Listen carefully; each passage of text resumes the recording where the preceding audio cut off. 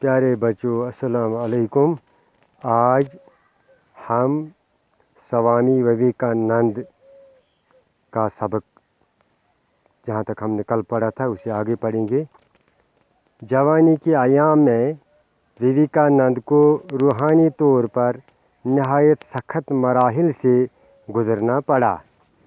جب خدا کے وجود پر ان کو شک ہونے لگا، انہی دنوں انہوں نے اپنے کالج کے ایک انگریزی پروفیسر کی زبانی سری راما کرشنا کے بارے میں سنا۔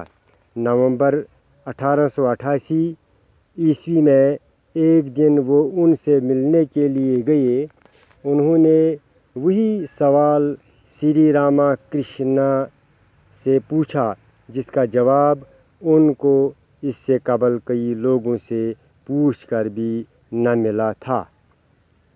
سوال یہ تھا، جناب کیا آپ نے خدا کو دیکھا ہے؟ سری راما کرشنا نے کسی توقف کے بغیر جواب دیا، یعنی توقف کرنا، ٹھہرنا، سوچنا، جواب دیا، ہاں میں نے خدا کو دیکھا ہے۔ میں خدا کو اتنا ہی صاف دیکھ سکتا ہوں جتنا آپ کو دیکھ رہا ہوں۔ آگے چل کر دونوں کے درمیان استاد اور شاگرد کا مضبوط روحانی رشتہ استوار ہو گیا، جس کے نتیجے میں لاکھوں لوگوں کی زندگیاں فکری اور روحانی سطح پر ایک نئے انقلاب سے دوچار ہوئیں۔ سوامی وویکانند کو راما کرشنا مشن کا بانی کہا جاتا ہے۔ سوامی وویکانند کو کس مشن کا بانی کہا جاتا ہے؟ راما کرشنا مشن کا بانی کہا جاتا ہے۔ انہی کی کوششوں سے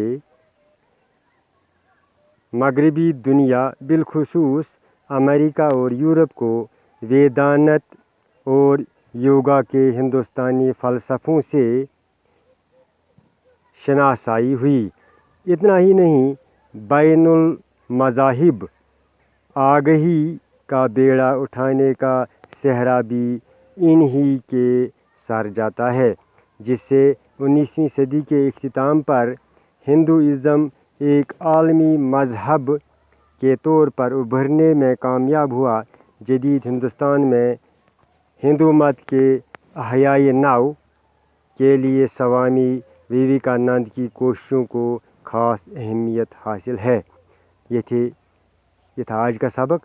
انشاءاللہ اس سے آگے ہم کل پڑھیں گے۔ اس کا مطلب یہ ہے کہ سوامی وویکانند یہ ایک مذہبی شخصیت گزری ہے جس نے راما کرشنا مشن جس کو راما کرشنا مشن کا بانی بھی کہا جاتا ہے، اور اس نے ہندوازم کو عالمی طور پر اجاگر کیا اور عالمی سطح پر اس کو ہندوازم کو ابھرنے میں کامیابی حاصل کی۔